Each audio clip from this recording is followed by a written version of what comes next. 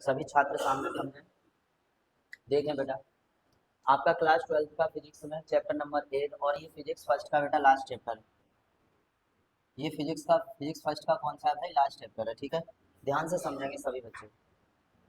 ये physics first का बेटा आपका लास्ट चैप्टर है और आपका बहुत ही छोटा चैप्टर है।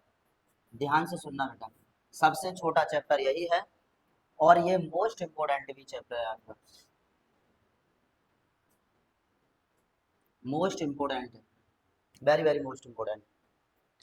तो सब बच्चों का ध्यान इधर होना चाहिए। विद्युत चुम्बकीय तरंग, बेटा चैप्टर का नाम है विद्युत चुम्बकीय तरंग। अब भाई सबसे पहले हम समझेंगे कि विद्युत चुम्बकीय तरंग क्या है, विद्युत चुम्बकीय तरंग किसे कहते हैं। आप सबसे पहले ये समझिए कि इंग्लिश में कहते हैं बाबू इसे इलेक्ट्रोमैग्नेटिक वेव। इंग्लिश में क्या कहते हैं भाई? Magnetic waves. ओके। अगर किसी भी फिजिक्स के बच्चे से, यदि किसी भी फिजिक्स के बच्चे से आप लोग पूछते हो कि भैया EMW क्या है, EMW क्या है, तो बच्चा निसंकोच बता देगा। यदि उसे पता होगा तो ये इलेक्ट्रोमैग्नेटिक वेव है, इलेक्ट्रोमैग्नेटिक वेव है, यानी कि विद्युत चुम्बकीय तरंग है। सही है, समझ में आ गया। अब ये और सुन लीजिए कि विद्युत चुम्बकीय तरंगे में अभी इनकी डिटेल स्टडी कराऊंगा, अभी आप शॉर्ट में समझ लीजिए कि वे तरंगे जो विद्युत तरंगे और चुम्बकीय तरंगों के अध्यारोपण से बनती हैं, उन्हें हम क्या कहते हैं बेटा जी? विद्युत चुम्बकीय तरंगे कहते हैं। सही है। देखिए, विद्युत तरंगे और चुम्बकीय तरंगों के अध्यारोपण से प्राप्त तरंगों को क्या कहेंगे भैया? विद्युत चुम्बकीय तरंगे कहेंगे। ओके। अभी सब बच्चे इतनी बात समझेंगे, बाकी हम इसे इसका डायग्राम सहित आपको समझाएंगे कि विद्युत चुम्बकीय तरंगे क्या है। एक और बात बेटा, विद्युत चुम्बकीय तरंगे नहीं होती, ध्यान से सुनना मेरी बात। यदि विद्युत चुम्बकीय तरंगे नहीं होती तो संचार प्रणाली बिल्कुल क्लोज्ड होती, यानी कि बंद होती। संचार प्रणाली मतलब समझिए भैया, यहाँ पर विद्युत चुम्बकीय तरंगों का उपयोग खास कर किसमें होता है, ये आप समझ लीजिए। विद्युत चुम्बकीय तरंगों का यूज होता है कि ध्वनि तरंगों को, मेरी बात ध्यान सुनना, ध्वनि तरंगों को दूर तक पहुंचाना, ध्वनि तरंगों को दूर तक पहुंचाने में योगदान किसका है? विद्युत चुम्बकीय तरंगों का है। ओके। मतलब आप हमें सुन पा रहे हैं, हमें देख पा रहे हैं, जैसे फोन होता है, फोन में हम गाना सुन लेते हैं, बजाना सुन लेते हैं, मूवी देख लेते हैं, टीचर से क्लास पढ़ लेते हैं, तो वो किसका किसका यूज है वहां पर? विद्युत चुम्बकीय तरंगों द्वारा हम उसे सुन पा रहे हैं। ओके। यानी कि ध्वनि, हमारी जो ध्वनि है, जो आवाज निकल रही है, उस आवाज को दूर तक पहुंचाना, दूर तक पहुंचाने में कौन सहायक होती है? विद्युत चुम्बकीय तरंगें होती हैं। कोई प्रॉब्लम? तो इसका मुख्य उपयोग कहाँ होता है? ध्वनि तरंगों को दूर तक पहुंचाने में। ओके, विद्युत चुम्बकीय तरंगों को। इतना सब समझ में आ गया। अब हम इस इससे देखिए विद्युत चुम्बकीय तरंगों और इसी को बोलते हैं भाई संचार प्रणाली। इसी को क्या बोलते हैं? संचार प्रणाली। मतलब ध्वनि तरंगों को दूर तक पहुंचाने की घटना को संचार प्रणाली बोलते हैं। और ये कौन सी तरंगों से पहुंचाया जाता है? विद्युत चुम्बकीय तरंगों से पहुंचाया जाता है। सही है बेटा? हाँ भाई मनवीर बेटा, सही है। ओके, समझ में आ रहा है सब? ठीक है, सब बच्चों को समझ में आ गया बेटा? ओके। तो इतना सा भी आपको शॉर्ट में समझ में आया होगा कि सर विद्युत चुम्बकीय तरंगों का यूज कहाँ होता है। ओके। यानी कम्युनिकेशन इलेक्ट्रॉनिक्स। आपको देखिए ध्यान से, कम्युनिकेशन मतलब संचार, और इलेक्ट्रॉन मतलब संचार इलेक्ट्रॉन के उपयोग में भी विद्युत चुम्बकीय तरंगों का यूज किया जाता है। अब हम इसे बारी बारी से पढ़ते हैं। तो सबसे पहले आप चैप्टर का नाम डाल लीजिए और इसे लिख लीजिए, तो इससे आगे अभी करा रहे हैं। अब बेटा आप यहाँ पर इसमें समझेंगे विद्युत चुम्बकीय तरंगों से पहले हम यहाँ पर समझते हैं विस्थापन धारा। बहुत ही इंपॉर्टेंट टॉपिक है बेटा विस्थापन धारा। तो सभी बच्चे हेडिंग डाल लीजिए भाई, विस्थापन धारा।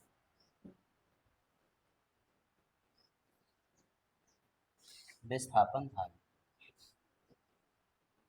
डिस्प्लेसमेंट करंट, इंग्लिश में बोलते हैं बेटा विस्थापन धारा को डिस्प्लेसमेंट करंट।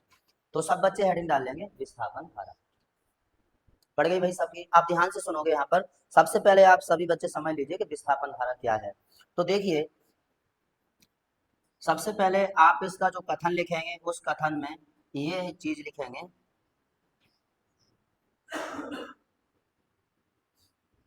कथन। कथन का मतलब ही होता है कि भाई विस्थापन धारा को बताना, यानी कि इसमें इसकी डेफिनेशन लिखना। ठीक है, कथन का मतलब क्या होता है बेटा? इसमें हमें क्या लिखना है? इसकी परिभाषा लिखना है, विस्थापन धारा किसे कहते हैं। अब इसका जो सूत्र है वो एक बार आप देख लीजिए, अर्थात या अतः, इसका formula I D equal to I D equal to epsilon naught D phi E upon D T. ये होता है भाई विस्थापन धारा का फॉर्मूला। ओके बेटा, विस्थापन धारा का फॉर्मूला। अब हम विस्थापन धारा की परिभाषा समझते हैं, तो थोड़ा सा ध्यान से देखोगे सभी बच्चे।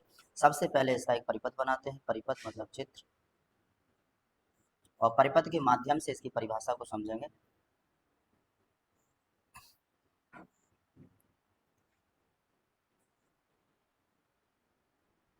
सपोज यहाँ पर एक संधारित्र लगा है,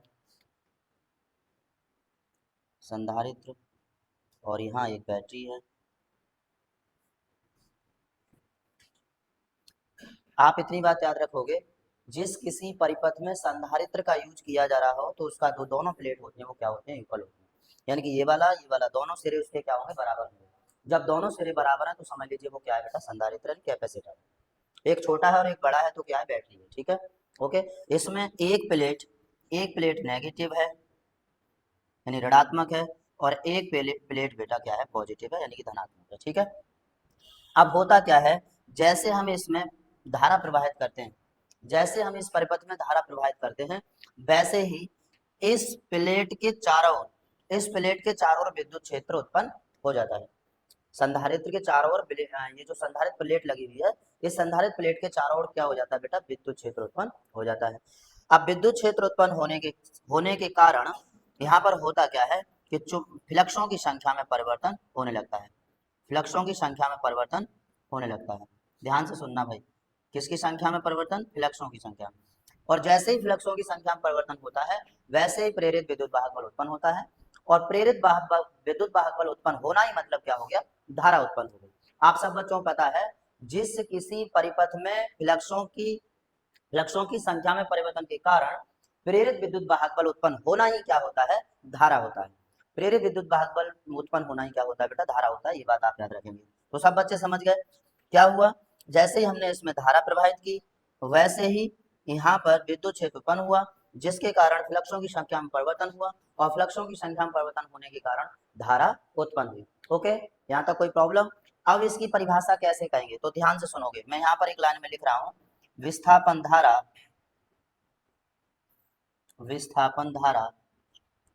वह धारा है जो समय के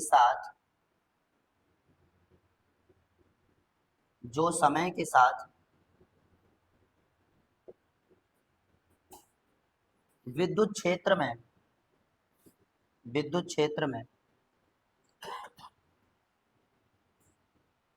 परिवर्तन के कारण, अर्थात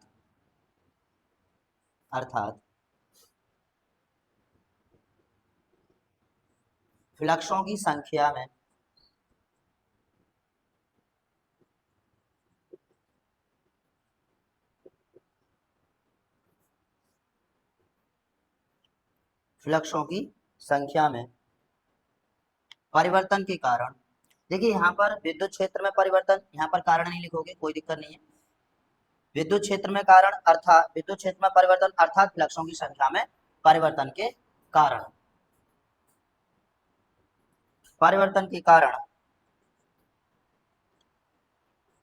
उत्पन्न होती है।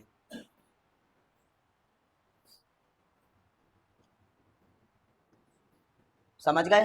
देखिए एक लाइन में आपकी परिभाषा लिखिए, थोड़ा ध्यान से सुनना।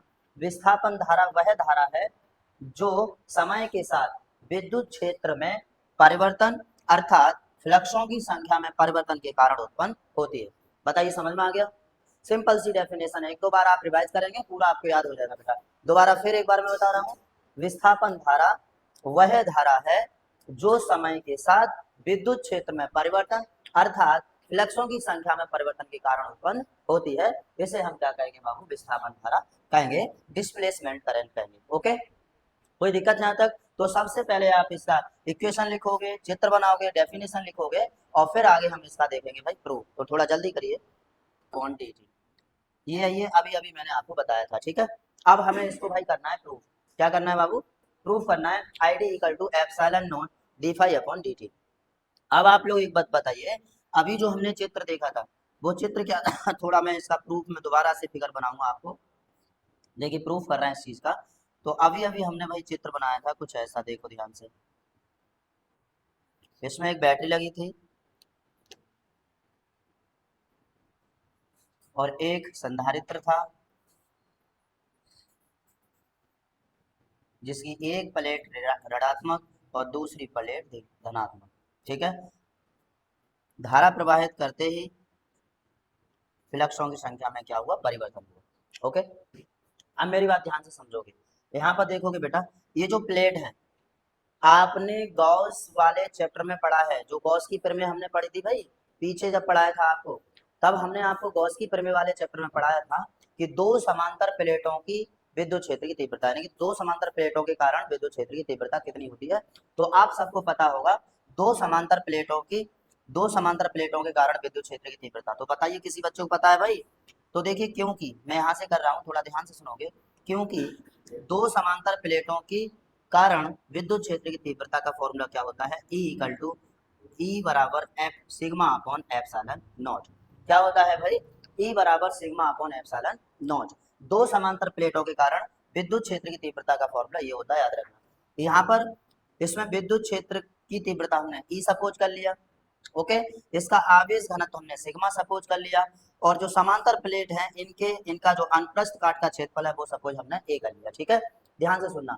तो यहाँ पर क्योंकि E बराबर सिग्मा अपॉन एप्सिलॉन नॉट, लेकिन बट हम जानते हैं वट Q बराबर आवेश बराबर क्या होता है, बताएगा कोई बच्चा भाई। आवेश बराबर होता है आवेश घनत्व इनटू क्षेत्रफल। अगर बेटा क्षेत्रफल दिया है तो क्षेत्रफल, लंबाई दी है तो लंबाई, आयतन दिया है तो आयतन। तो आवेश बराबर, आवेश को आप Q ले लो, स्मॉल चाहे कैपिटल ले लो, आवेश आवेश ही रहता है भाई। तो Q बराबर क्या हो जाएगा, आवेश घनत्व इनटू अनुप्रस्थ काट का क्षेत्रफल। कोई प्रॉब्लम यहाँ तक, ठीक है। इतनी बात याद रखोगे, आवेश बराबर होता है बेटा आवेश घनत्व इनटू क्षेत्रफल। अगर यहाँ क्षेत्रफल नहीं होता, लंबाई होती तो लंबाई आ जाता, और बेटा आयतन होता तो आयतन आ जाता। एनी प्रॉब्लम, ठीक है। आगे अब हम यहाँ से क्या करेंगे, यहाँ से निकालेंगे सिग्मा की वैल्यू। तो दिस इज इम्प्लाई दैट यहाँ से सिग्मा निकालेंगे तो कितना आ जाएगा, ए इधर आ जाएगा, तो क्यू अपॉन हो जाएगा बेटा ए। अब ये सिग्मा का मान उठा के यहाँ पर पुटअप कर देंगे।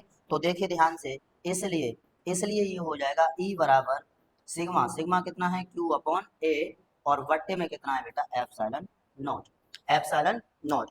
अब हम यहाँ पर क्या करेंगे, ये जो ए है वो कहाँ आ जाएगा, नीचे आ जाएगा। तो ये हो जाएगा बेटा आपका ई बराबर Q upon A into epsilon not. Q बराबर क्या होगा, ए इंटू एप्सिलॉन नॉट। कोई प्रॉब्लम यहाँ तक। अब हमें क्या करना है, अब हमें इसको इसके साथ कर देना है और क्यू को इधर अकेला छोड़ देना है। तो this is imply that Q बराबर ये हो जाएगा बेटा E into A epsilon not. अब एक बात आप याद रखो भाई, एक बात आप याद करो, जब हमने फ्लक्सों की संख्या में परिवर्तन कराया था तो फ्लक्स बराबर, तो क्योंकि थोड़ा ध्यान से सुनना, क्योंकि फाई ई बराबर ई एस कास थीटा होता है, बताइए भाई, कास फाई होता है। यहाँ पर फाई बराबर क्या होता है, जीरो अंश। तो फाई बराबर जीरो होने के कारण कॉस जीरो का मान कितना हो जाएगा बेटा 1। अब यहाँ ए हो चाहे एस हो, बात एक ही होती है। तो ध्यान से सुनना, क्योंकि यहाँ पर थीटा या फाई बराबर कितना होता है, जीरो अंश। अब जीरो यहाँ पर रखेंगे तो यहाँ से कितना आ जाएगा, यहाँ से हमें मिल जाएगा फाई ई बराबर ई एस, फाई बराबर ई एस। अब यहाँ से ई एस हो या फिर आपका ई हो, बात एक ही है, क्योंकि ये भी क्या है, पृष्ठीय क्षेत्रफल है, और ये भी क्या है बेटा, क्षेत्रफल है। तो इसकी जगह हम पूरे की जगह क्या रख देंगे, फाई ई। बोलो कोई प्रॉब्लम यहाँ तक, इसकी पूरे की जगह रख देंगे फाई ई। तो इसलिए यहाँ से क्या हो जाएगा, थोड़ा ध्यान से समझते रहना सब बच्चे। इसलिए क्यू बराबर ये हो जाएगा बेटा फाई ई, और यहाँ पर एप्सिलॉन नॉट। अब हम भाई कर देंगे इसका, अब हम कर देंगे इसका दोनों पक्षों का अवकलन। तो देखिए, दोनों पक्षों का अवकलन करने पर, मतलब टी के सापेक्ष, टी के सापेक्ष अवकलन करने पर, टी के सापेक्ष अवकलन करने पर, तो टी के सापेक्ष क्यू का अवकलन करेंगे तो क्या हो जाएगा, D Q by D T. क्या हो जाएगा भाई, G Q by D T. और फाई ई का जब हम अवकलन करेंगे तो एप्सिलॉन नॉट तो कांस्टेंट है, तो एप्सिलॉन नॉट ही रहेगा। और फाई ई का करेंगे तो क्या हो जाएगा, D phi E upon D T. क्या इतनी सी बात समझ में आई सब बच्चों को? ठीक है। अब dq अपॉन dt, बताइए आवेश प्रवाह की दर को क्या कहते हैं भाई? धारा। आवेश प्रवाह की दर को क्या कहते हैं? धारा। तो हमारा यहाँ पर हमारी बात चल रही है भाई विस्थापन धारा की, तो इसे I की जगह हम क्या लिख सकते हैं? ID। क्या लिख सकते हैं बेटवा? ID लिख सकते हैं। इसलिए ID इक्वल टू हो जाएगा epsilon naught D phi E upon D T. ये हो गया आपका फाइनल प्रूफ इसका, यही हमें प्रूफ करना था। ठीक है, तो I D equal to epsilon naught D phi upon D T, और यहाँ पर भी हमने प्रूफ कर दिया आई डी बराबर epsilon naught into D phi upon D T. That clear?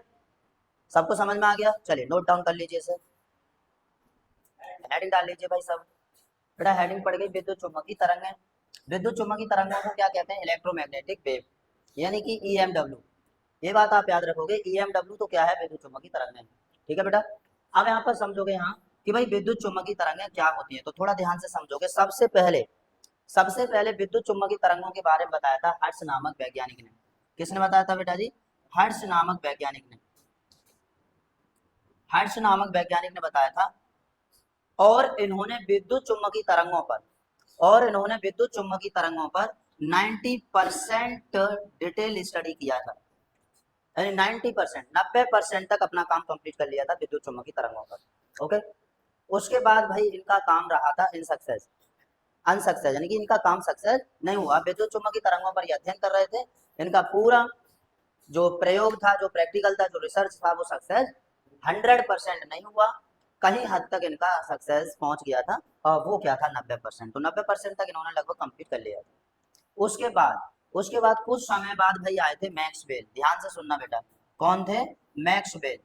और मैक्सवेल नामक वैज्ञानिक ने इन विद्युत चुम्बकीय तरंगों पर पूरा डिटेल स्टडी किया, और पूरा उन्होंने कंप्लीट 100% फाइनल करने के बाद बताया कि विद्युत चुम्बकीय तरंगें क्या होती। समझ गए? किसने बताया था? मैक्सवेल ने। तो देखिए 90% तक तो वो काम कर गए भाई हर्ट्ज नामक वैज्ञानिक, और उसके बाद आए थे मैक्सवेल ने जो रह गया था थोड़ा बहुत, उसे भी उन्होंने कंप्लीट कर दिया। ठीक है, लेकिन सबसे ज्यादा सिरे किसे पहुंचता है? हर्ट्ज को। सबसे ज्यादा सिरे किसे पहुंचता है? हर्ट्ज को, क्योंकि भाई उन्होंने तो बहुत ज्यादा ही वर्क कर लिया था विद्युत चुम्बकीय तरंगों पर, 90%। और 90% का मतलब अब थोड़ा बहुत रह गया, उस थोड़े बहुत को कंप्लीट किसने किया था? मैक्सवेल ने।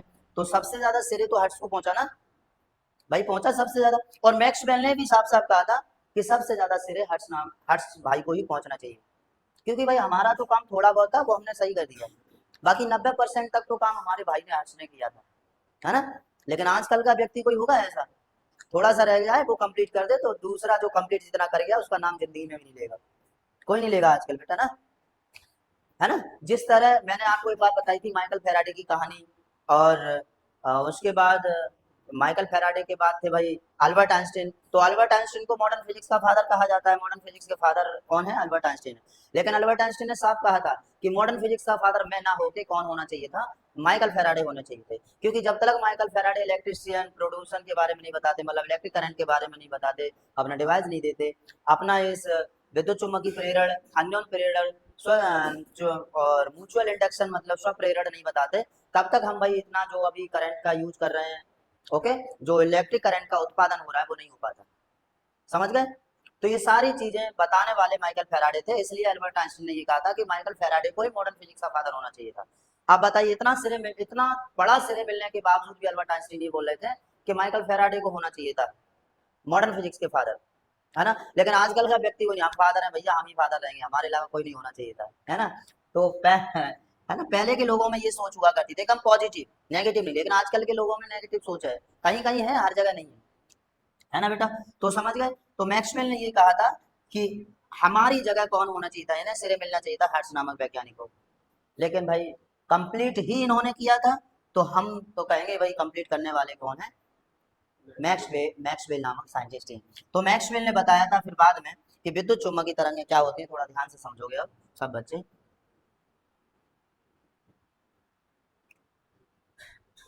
तो इन्होंने बताया विद्युत चुम्बकीय तरंगों को, सपोज ये 3 अक्ष है बेटा,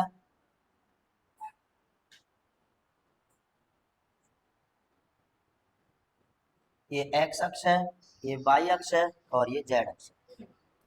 ये एक्स अक्ष है, वाई अक्ष है, और जेड अक्ष है। ओके, तो इसमें जब विद्युत तरंगें, बेटा आवाज नहीं, जब विद्युत तरंगें, जब विद्युत तरंगें और चुंबकीय तरंगें, जब विद्युत तरंगें और चुंबकीय तरंगें ज्यावक्रीय, ज्यावक्रीय ये क्या है बेटा, ज्यावक्रीय। आपको मैंने प्रत्यावर्ती धारा का चैप्टर बताया था, पढ़ाया था, तब उसमें मैंने साइन ग्राफ बनवाया होगा भाई। साइन ग्राफ बिल्कुल ऐसा था, साइन ओमेगा टी का साइन ग्राफ ऐसा ही था, तो इसलिए इसे हम क्या बोलते हैं, ज्यावक्रीय। क्या बोलते हैं, ज्यावक्रीय। परस्पर लंबवत अध्यारोपित होते हैं, तो अध्यारोपण के पश्चात उत्पन्न तरंगों को विद्युत चुम्बकीय तरंगें कहते हैं। ये किसने बताया था, फाइनली मैक्सवेल ने बताया था, ये बात आप याद रखो। ओके बेटा, सही है। तो क्या बताया, जब विद्युत तरंगें, मतलब ये बेटा इलेक्ट्रोमैग्नेट, वो सॉरी, ये विद्युत तरंगें हैं जिसे ई से प्रदर्शित करते हैं, और ये बेटा जी आपकी चुंबकीय तरंगें हैं जिसे, थोड़ा सा इधर ध्यान दोगे, ये इसके एक्स, ये जेड अक्ष की डायरेक्शन में होंगी, और जिसे करते हैं पी बी से प्रदर्शित। तो चुंबकीय तरंगों को बी से प्रदर्शित और विद्युत तरंगों को ई से प्रदर्शित, और ये एक दूसरे पर, और ये एक दूसरे के क्या होती हैं भाई, लंबवत होती हैं, जिन्हें मैं डॉट डॉट डॉट डॉट से यहाँ शो कर रहा हूँ, ध्यान से समझोगे, जो एक दूसरे के क्या होती हैं, लंबवत होती हैं। तो इनके ज्यावक्रीय अध्यारोपण के पश्चात प्राप्त तरंगों को क्या कहते हैं, विद्युत चुम्बकीय तरंगें कहते हैं। एक बार परिभाषा को ध्यान से समझ लीजिए सभी बच्चे, ठीक है। तो क्या कहेंगे, विद्युत तरंगें तथा चुम्बकीय तरंगें परस्पर ज्यावक्रीय लंबवत अध्यारोपित होती हैं, तो अध्यारोपण के पश्चात, ये अध्यारोपण हो रही है मतलब मिल रही है, तो अध्यारोपण के पश्चात प्राप्त तरंगों को विद्युत चुम्बकीय तरंगें कहते हैं। सब बच्चों को समझ में आ गया, सब बच्चों को समझ में आ गया भाई विद्युत चुम्बकीय तरंगें किसे कहते हैं। एक बार फिर दोबारा से मैं बता रहा हूँ, परिभाषा को आप यही याद करना। देखिए, विद्युत तरंगें तथा चुम्बकीय तरंगें परस्पर ज्यावक्रीय लंबवत अध्यारोपित होती हैं, तो अध्यारोपण के पश्चात प्राप्त तरंगें विद्युत चुम्बकीय तरंगें कहलाती हैं। ओके बेटा, ये तो हो गई भाई हमारी विद्युत चुम्बकीय तरंगों की परिभाषा। अब हम समझेंगे इनके भाई गुण, प्रॉपर्टीज। तो मेन चीज यहाँ पर इनके प्रॉपर्टीज हैं, गुण हैं। थोड़ा ध्यान से समझोगे तो गुणों को अभी मैं बताऊंगा आपको। अब एक बात और याद रखोगे यहाँ पर, देखिए कभी कभी एग्जाम में आ जाता है, कभी कभी एग्जाम में आ जाता है कि एक्स अक्ष डायरेक्शन में, मेरी बात ध्यान से सुनना, सॉरी, वाई अक्ष डायरेक्शन में विद्युत तरंगे हैं और जेड अक्ष डायरेक्शन में चुम्बकीय तरंगे हैं। तो ये बताइए कि विद्युत चुम्बकीय तरंगों की दिशा किधर होगी, बताओ। देखो वाई अक्ष डायरेक्शन में क्या है, विद्युत तरंगे, और जेड अक्ष में क्या है, चुम्बकीय तरंगे। तो जो विद्युत चुम्बकीय तरंगे हैं वो किस दिशा में होंगी, एक्स अक्ष की दिशा में। किधर होंगी बेटा, एक्स अक्ष की दिशा में होंगी। देखिए तीन अक्ष होते हैं, ध्यान से सुनना, कभी कभी मल्टीपल चॉइस क्वेश्चन में पूछ लिया जाता है, ये बात आप याद रखना, ठीक है। यदि वाई अक्ष में विद्युत तरंगे तथा जेड अक्ष में चुम्बकीय तरंगे, तो बताइए कि विद्युत चुम्बकीय तरंगे कौन से अक्ष में होंगी, तो आपको बताना है कौन से अक्ष में, एक्स अक्ष में। ओके, ये हो गया हमारा इलेक्ट्रोमैग्नेटिक वेव। कोई दिक्कत यहाँ तक बेटा, सही है। अगर इस एक्स अक्ष में होती कौन सी तरंगे, विद्युत तरंगे, और जेड अक्ष में होती कौन सी तरंगे, चुम्बकीय तरंगे, तो विद्युत चुम्बकीय तरंगों की दिशा किधर हो जाती, वाई अक्ष की तरफ। और अगर वाई अक्ष में होता विद्युत तरंगे और एक्स अक्ष में होता चुम्बकीय तरंगे, तो विद्युत चुम्बकीय तरंगों की डायरेक्शन किधर हो जाती, जेड अक्ष की तरफ। कोई प्रॉब्लम यहाँ तक, सही है बेटा, ठीक है। तो इतना पहले आप नोट कर लीजिए, इसकी परिभाषा लिख लीजिए। अभी अभी मैंने आपको साफ साफ शब्दों में परिभाषा इसकी बताई है कि भाई परिभाषा क्या होती है। जैसे आप चित्र बना के डेफिनेशन को लिख लीजिए जल्दी, चलिए मत करो बेटा। इसकी हमने डेफिनेशन समझ ली विद्युत चुम्बकीय तरंगों की, ठीक है। अब हम यहाँ समझेंगे कि विद्युत चुम्बकीय तरंगों के बाद, विद्युत चुम्बकीय तरंगों के बाद एक वैज्ञानिक थे, अपने भारतीय वैज्ञानिक, थोड़ा ध्यान से सुनोगे भाई, भारतीय वैज्ञानिक, भारतीय वैज्ञानिक थे, इन्होंने रेडियो, वायरलेस रेडियो की खोज की। सबसे पहले, सबसे पहले ये जो आपका इलेक्ट्रोमैग्नेटिक कम्युनिकेशन के द्वारा भारतीय वैज्ञानिक कौन थे बेटा जी, जगदीश चंद्र बोस। ध्यान से सुनना, जगदीश चंद्र बोस, जगदीश चंद्र बोस ने वायरलेस रेडियो की खोज की थी। आपने रेडियो देखे थे पहले, रेडियो चला करते थे, रेडियो जिनमें भाई हम समाचार न्यूज वगैरह सुनते थे, समाचार गाना वाना भी आ जाते थे जिसमें, है ना। तो उसी की उन्होंने खोज की थी। वो कैसा था? वायरलेस था। तो ऊपर से क्या आ रहा है? नेटवर्क के द्वारा, विद्युत चुम्बकीय तरंगों द्वारा हमें गाना या न्यूज सुनाई दे रहा है। तो रेडियो कैसा था? वायरलेस था। तो सबसे पहला उपकरण आपका कौन सा? रेडियो है, जो किसने खोजा था? जगदीश चंद्र बोस ने खोजा था। लेकिन कुछ वैज्ञानिकों ने ये बताया था कि भाई, कुछ वैज्ञानिकों ने ये बताया था कि इस पर रिसर्च करने वाले सबसे पहले वैज्ञानिक कौन है? मार्कोनी। ध्यान से सुनना, मार्कोनी। कुछ कुछ वैज्ञानिकों का मत ये रहा कि सबसे पहले रेडियो पर रिसर्च करने वाले कौन थे? जगदीश चंद्र बोस नहीं थे, बल्कि कौन थे? मार्कोनी थे। लेकिन एक्चुअली देखा जाए तो भारतीय वैज्ञानिक जगदीश चंद्र बोस ने ही सबसे पहले क्या किया था? वायरलेस रेडियो की खोज की। कोई प्रॉब्लम यहाँ पर? जो किसके द्वारा संभव है? विद्युत चुम्बकीय तरंगों द्वारा संभव है। इसी से हम विद्युत चुम्बकीय तरंगों द्वारा रेडियो से न्यूज, गाना वाना सुना करते थे। कोई प्रॉब्लम यहाँ तक बेटा किसी बच्चे को? ये आपका पूरा चैप्टर यहाँ पर फिनिश हुआ भाई। ओके, पूरा चैप्टर आपका खत्म हुआ। अब आगे से हम नेक्स्ट डे स्टडी करेंगे सेकंड पार्ट की, फिजिक्स के सेकंड पार्ट की। और फिजिक्स का सेकंड पार्ट है आपका रे ऑप्टिक्स, यानी कि प्रकाश की वाला। ओके, ऑप्टिक्स वाला चैप्टर पढ़ेंगे हम कल से। तो अभी आप इतना नोट कर लेंगे सभी बच्चे। चलिए।